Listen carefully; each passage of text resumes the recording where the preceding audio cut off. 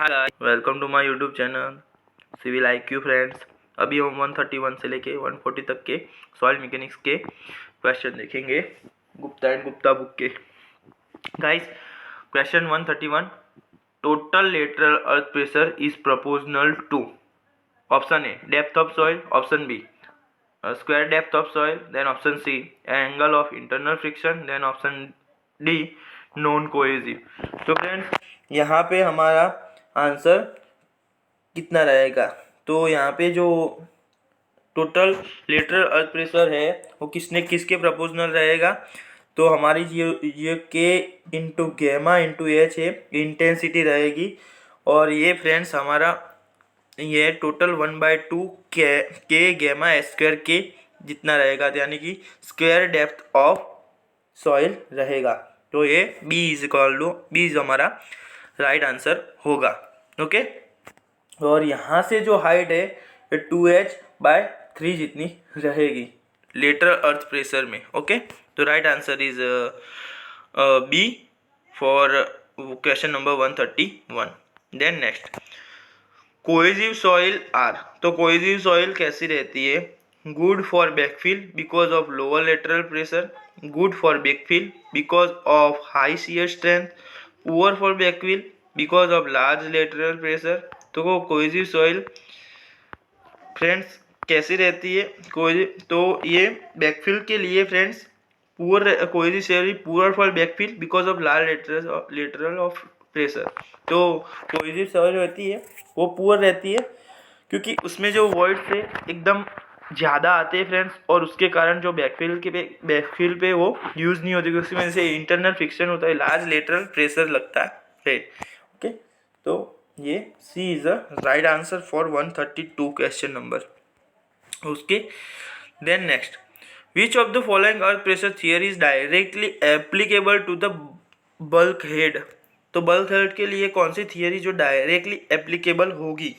तो friends रेंकाइन theory भी नहीं होगी, देन कुलम थियरी भी नहीं होगी, दोनों नहीं होगी, यानी D is a right answer for this question. तो इसमें से एक भी थियरी है जो डायरेक्टली एप्लीकेबल नहीं होगी बल्क हेड के लिए।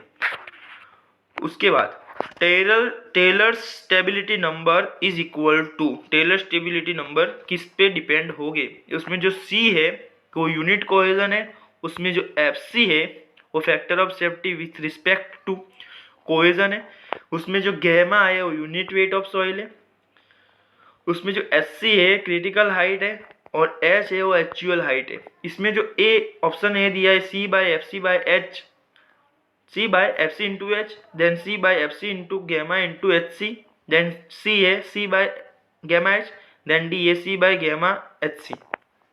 तो ये चार ऑप्शन दिए हुए हैं फ्रेंड्स यहाँ पे। तो हमारा यहाँ पे कौन सा सही है? तो यहाँ पे स्टेबिलिटी नंबर क्या होता है उसके बारे में मैंने थोड़ा बताया कि this method represent the result using a theoretical number. ये थियोरेटिकल नंबर को यूज़ करके बनाई जाती है, which is called stability number, जिसे हम स्टेबिलिटी नंबर कहते हैं। Stability number method use to evaluate slope stability for homogeneous soil having a cohesion. जब सॉइल में कोहेजन होता है तब भी ये यूज होती है। और टेलर स्टेबिलिटी नंबर का इक्वेशन इस तरह से है, Sn is equal to C into gamma HC और C/FC इंटू गेमा H। तो टेलर स्टेबिलिटी नंबर इस तरह से बना रहता है, और ये उसके कंपोनेंट को क्या क्या कहते हैं उसके बारे में तो मैंने बता दिया है। तो ये इस तरह से हमारा टेलर स्टेबिलिटी नंबर रहता है। तो फ्रेंड्स हमारा राइट आंसर रहेगा टेलर स्टेबिलिटी नंबर के लिए 134 में हमारा राइट आंसर रहेगा 134 में D is the right answer, C/gamma HC। यहाँ पे C और D कॉमन है, पर यहाँ पे HC वाला ही हमें लेना है, क्रिटिकल हाइट वाला ही लेना है, यानी कि C/gamma into HC, यानी कि D is the right answer for question number 134। Then next, for a base failure the depth factor DF is तो बेस फेलर के लिए डेप्थ फैक्टर क्या रहेगा, 0 रहेगा, 1 रहेगा, 1 से ज़्यादा रहेगा और 1 से कम रहेगा। ओके, तो 0 1 यहाँ पे ऑप्शन 4 दिए, 0 1, DF 0 से लेके 1 होगा या 1 से ज़्यादा होगा। अब क्या है, बेस फेलर किसे बोलते हैं पहले तो ये बताइए हमें। तो फ्रेंड्स यहाँ पे मैंने बताया कि the ratio of total depth of, यानी कि टोटल डेप्थ यानी कि इसमें क्या है, डेप्थ और हाइट दोनों को हम इंक्लूड कर देते हैं। To depth h is called depth factor DF। Okay, अब फॉर टो फेलर के लिए DF 1 होगा और बेस फेलर के लिए DF ग्रेटर देन 1 होगा, यानी कि ये इंक्लूड हो गया है। अब उसमें क्या है कि उसका एक इक्वेशन होता है D प्लस H/H, इस तरह से हमारा एक इक्वेशन रहता है। अब D आगे मैंने जो एक ग्राफ बताया उसमें मैंने बताया भी है कि फेस फेलर क्या होता है। तो face failure occur when soil have the slope to contain a weak stratum, in this case of the failure plane intersect the slope above the toe। अब पहले तो आपको पता होना चाहिए कि टो कहाँ पे रहता है। तो एक कंपोनेंट है ये, ओके, तो ये होता है टो होता है और ये हेड होता है, तो इसकी टोटल हाइट होती है। अब यहाँ पे फेलर कहाँ से होगा, टो से फेलर होगा। अब टो फेलर होता है, toe failure is most common failure in which failure plane passes through the toe slope. तो ये टो फेलर होता है, वो कैसा होता है इसके बारे में मैं बताऊंगा यहाँ पे नीचे। तो ये इस तरह का ये टो फेलर होता है, ये मोस्ट फेलर यानी कि ये मोस्टली होता ही है। अब आपको बेस फेलर के बारे में बताऊंगा कि बेस फेलर में क्या होता है कि ये टोटल हाइट होती है यहाँ तक h और नीचे जो होती है इतनी हाइट होती है d होती है, यानी कि यहाँ हमने दोनों को बताया हुआ है कि इतनी हाइट होती है h होती है और जो नीचे की हाथ हो इसको d, और h और d का दोनों को हम लेके जो हमारा फेलर बनता है उसे हम बेस फेलर बोलते हैं। तो उसका रेशियो लेके हमें लेना है। तो इस तरह से बेस फेलर होता है वो कब अकर होता है, when there is a weak soil stratum under the toe and failure plane passes through the base of the slope. इसके यहाँ से वो फेल होता है, यहाँ से, ओके, उसके बेस से वो फेल होता है। ओके, तो right answer is for this question is greater than 0। DF is greater than 0 for base failure and toe के लिए इज इक्वल टू 1। टो के लिए इक्वल टू 1 और बेस फेलर के लिए ग्रेटर देन 0। उसके बाद 136 base failure of finite slope. तो बेस फेलर फाइनाइट स्लोप के लिए कैसा रहता है, occur when soil below the level of toe is strong, occur when there is a relatively weak zone in upper part of slope. Then base failure कब occur होता है, तो occur when the soil below the toe is relatively soft and weak and the is most common failure and occur in the relatively steep slope। तो friends ये infinite यानी कि ये कब होता है, तो पहले तो फाइनाइट स्लोप क्या होता है। तो finite slope are limited in extent the slope embankment and earth dam. तो जो स्लोप होता है एम्बार्टमेंट में और अर्थ डैम में, एम्बार्टमेंट कहाँ दिया जाता है, तो रेलवे में, हाईवे पे जो एम्बार्टमेंट होता है उस टाइप्स का एम्बार्टमेंट होता है, वो फाइनाइट स्लोप उसमें ही होता है। और इस तरह से हम स्लोप फेलर इस तरह से होता है, स्लोप इसमें टो में फेलर होता है, बेस में होता है और स्लोप फेलर होता है। स्लोप फेलर होता है वो बहुत हाइट पे नहीं होता, इतनी छोटी हाइट पे ही होता है, और बेस फेलर होता है वो उसकी हाइट और डेप्थ ज़्यादा रहती है। तो आपको बता दूं कि यहाँ पे हमारा जो आंसर बनेगा वो occur when the soil below the toe is relatively soft and weak में हमारा ये होता है सी। ये 136 में हमारा सी इज अ राइट आंसर। और इनफाइनाइट के हमारे एग्जाम्पल हो गए the long slope of the face of mountain. Mountain के जो स्लोप होते हैं वो इनफाइनाइट स्लोप होते हैं, और फाइनाइट स्लोप हमारा हाईवे, रेलवे के जो एम्बार्कमेंट होते हैं और उसे हम फाइनाइट स्लोप में इंक्लूड करते हैं। उसके बाद बिशॉप्स मेथड ऑफ स्टेबिलिटी एनालिसिस। बिशॉप्स की मेथड ऑफ स्टेबिलिटी एनालिसिस में इनमें से कौन सा वाक्य उसको मैच हो रहा है, बिशॉप के लिए। तो इज मोर कंजर्वेटिव, ये मोर कंजर्वेटिव है नहीं। Neglect the effect of force acting on the side of slice नहीं। Assume the slip surface as an arc of the circle, yes it is right. Then D all of above, तो एक ही सही है। तो इससे right answer is C. Then we see more. तो friends दो स्टेबिलिटी एनालिसिस है, Swedish circle method and friction circle method. Bishop ने ये कहा था कि Bishop took into consideration of force act in the sides of slice which were neglected in Swedish method. तो हमारा क्या है कि ये जो है सी है, assume the slip surface on arc of circle, ये बिशॉप के लिए राइट है।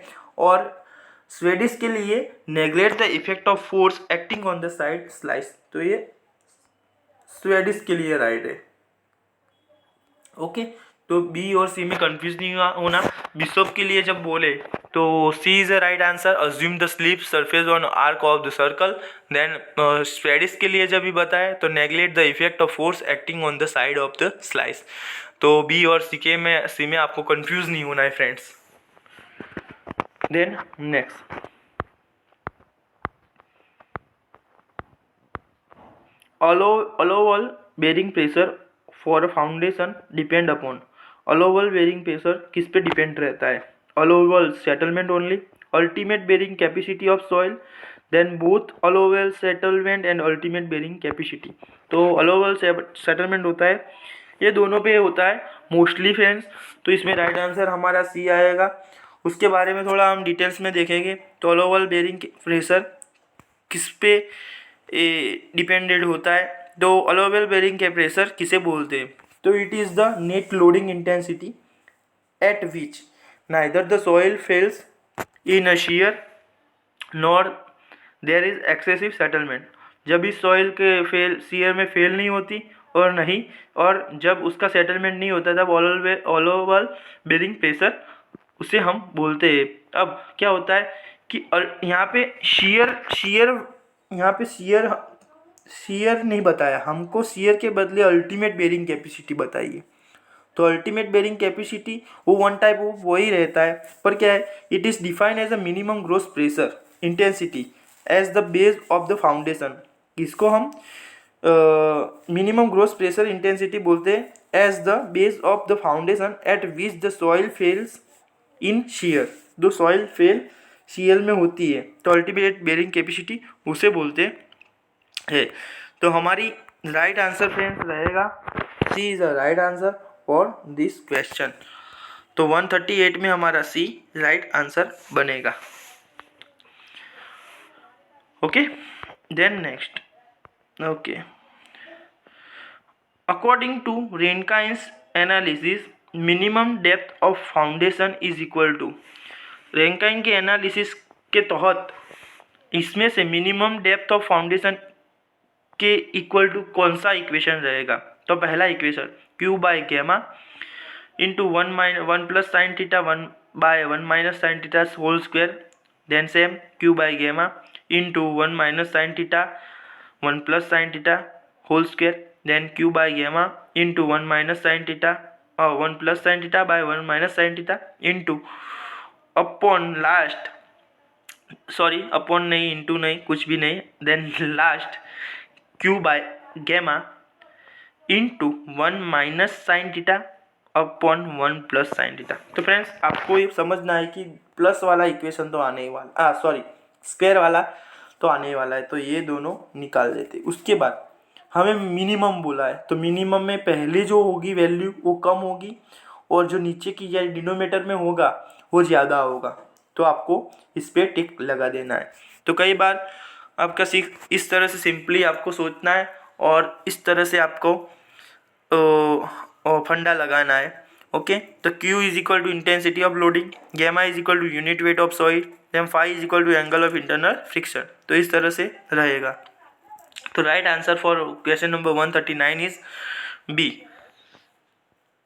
Then last question for this video According to the Terzaghi's theory, the ultimate bearing capacity at ground surface for a purely cohesive soil and for a smooth base of strip footing is, तो तेजा की theory के तहत ultimate bearing capacity को ground surface पे purely cohesive यानी कि C soil and for smooth base strips के लिए फुटिंग कितना होगा। तो फ्रेंड्स इसमें जो सी रहेगा वो यूनिट ऑफ कोहेजन सॉइल रहेगा और उसमें तेजा की बेरिंग कैपेसिटी का इक्वेशन फॉर अल्टीमेट के लिए इक्वेशन रहेगा Q F is equal to bearing footing के लिए इक्वेशन हमारा C N C plus gamma D N Q plus 0.5 gamma B N gamma. Okay, तो ये हमारा मेन इक्वेशन है ये।